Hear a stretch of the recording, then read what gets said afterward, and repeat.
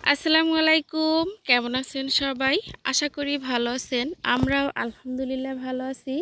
এই তো সকাল সকাল ঘুম থেকে উঠে নাস্তা সেরে আপনাদের সাথে ভাবলাম একটা রেসিপি শেয়ার করি। তো আমি আজ গ্রামে যাব আমরা। তাই সকাল সকাল ঘুম থেকে উঠেই আমি তাড়াহুড়া করে নাস্তা সেরে তারপরে আমি এখন ময়দাগুলো সিদ্ধ করে নিচ্ছিলাম। এখানে আমি ময়দা সিদ্ধ করে নিয়েছি আর ময়দাটা সিদ্ধ করা হয়ে গেলে ঠান্ডা করে নিয়ে এখন আমি দুটো ডিম ভেঙে দিয়ে ভালো করে হাত দিয়ে ময়ান করে নেব।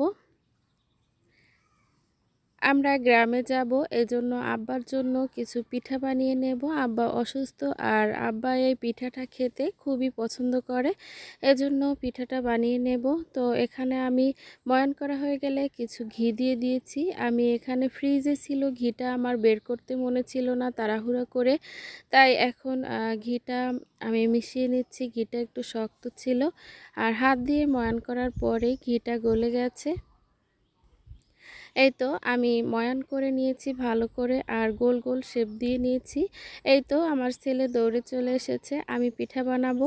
তো আমিও ভাবলাম যে পিঠাটা তো তৈরি করা খুবই সহজ, তাই ওকে বললাম আচ্ছা তুমি করো, আমি তোমাকে শিখিয়ে দিচ্ছি কিভাবে করতে হবে। তো এই তো একটা পিঠা তৈরি করে নিয়েছে। আর আপনাদের কাছে আমি একটু মাপ চেয়ে নিচ্ছি, কারণ ভয়েসটা যখন দিচ্ছিলাম তখন আমি বাইরে বসে দিচ্ছিলাম। ঘরের ভিতরে মেহমান ছিল, আমি কোথাও বসে ভয়েস দিতে পারছিলাম না, তাই একটু বাইরে বসে দিচ্ছি। আর একটু শব্দ হলে, বাইরের কোনো সাউন্ড আসলে প্লিজ ক্ষমা সুন্দর দৃষ্টিতে দেখবেন। এই তো আমি এইদিকেও পিঠা তৈরি করে নিচ্ছিলাম অন্য একটা সাজ দিয়ে। এক এক করে আমরা মা ছেলে মিলে দুজনেই আমি পিঠাগুলো তৈরি করে নিচ্ছিলাম আমরা।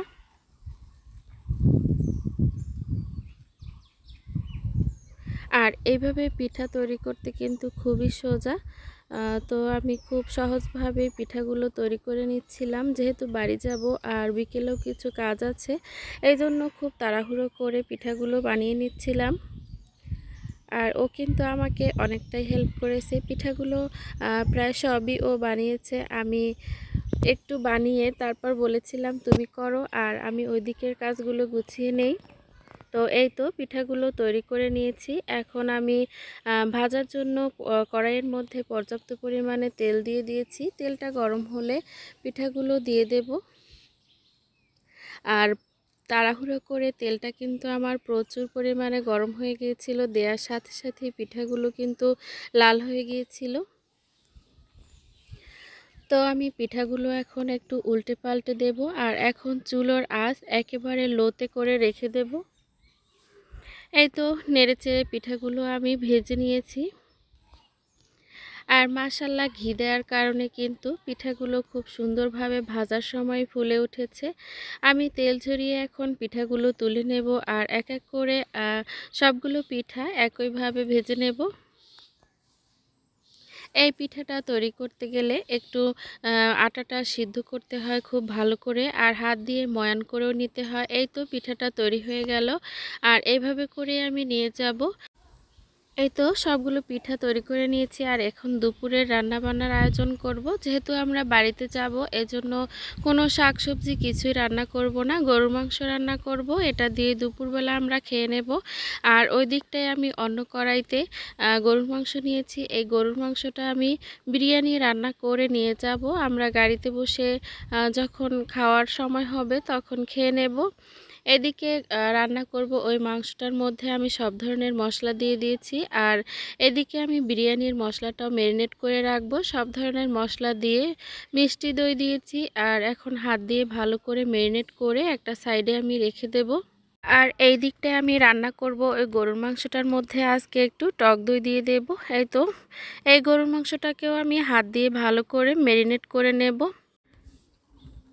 মাখিয়ে নিয়ে আমি ম্যারিনেট করে রাখবো আর চলে আসলাম এখন 1 ঘন্টা পরে। আমি এখানে গরুর মাংসটাকে সিদ্ধ করে রেখে দেব, এই জন্য পেঁয়াজের ব্রেস্তাটা ভেজে নিয়েছি আর বিরিয়ানির যেই গরুর মাংসটা ছিল ম্যারিনেট করা ওইটা দিয়ে দিলাম।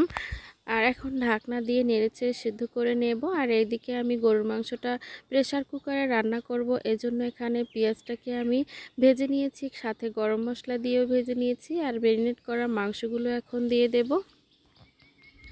প্রেসার কুকারে রান্না করলে খুব তাড়াতাড়ি মাংসটা সিদ্ধ হয়ে যাবে। আর সব কাজগুলোই একটু তাড়াহুড়ো করছিলাম। আর এই তো গরুর মাংসটা ভালো করে কষিয়ে নিয়েছি। এখন এর মধ্যে আমি কিছু গরম মশলা দিয়ে দেব। মাংসটা কষানোর পরে আমি গরম মশলার গুঁড়োটা দিয়ে দেব, এতে করে স্মেলটা ভালো আসবে। আর এখানে কিছুটা কাঁচামরিচ অ্যাড করে দিয়েছি। আর এখানে এখন আমি ফুটন্ত গরম পানি অ্যাড করে দেব। আর প্রেসার কুকারে ঢাকনাটা দিয়ে 8-10টার মতো শীষ দিয়ে দেব। আর এই তো গরুর মাংসটা আমি ঝোল রান্না করেছি, যেহেতু এখানে আমি আর কোনো শাকসবজি রান্না করিনি, তাই এখানে ঝোল করে রান্না করলাম। আর ওই দিকটায় গরুর মাংসটা কিন্তু বিরিয়ানির সিদ্ধ হয়ে গেছে। আর আমি এখানে দুপুরে বান্না করে খাওয়া দাওয়া করে এরপরে আমি 5টার দিকে এসেছি, যেহেতু আমরা 6টার দিকে ঘর থেকে নামবো। এই জন্য আমি 5টার দিকে বিরিয়ানিটা রান্না করার জন্য এখানে পোলাওর চালটা আমি তেলের মধ্যে ভেজে নিচ্ছিলাম খুব ভালো করে। আর চালটা কিন্তু ঝরঝরে করে আমি খুব সুন্দরভাবে ভেজে নিয়েছি। এখন আগে থেকে যে গরুর মাংসটা রান্না করা ছিল ওটা দিয়ে দিয়েছি। আর আমি কিন্তু একটু আগে বিরিয়ানির মশলাটা প্যাকেট থেকে ছিঁড়ে দিয়ে দিয়েছি। আগে থেকে মশলাটা দিলে বিরিয়ানির মশলাটার ভালো স্মেল থাকে না, এজন্য আমি এখন দিয়ে দিলাম। আর চালগুলোর সাথে মশলাটাকে ভালো করে মিশিয়ে নিয়েছি।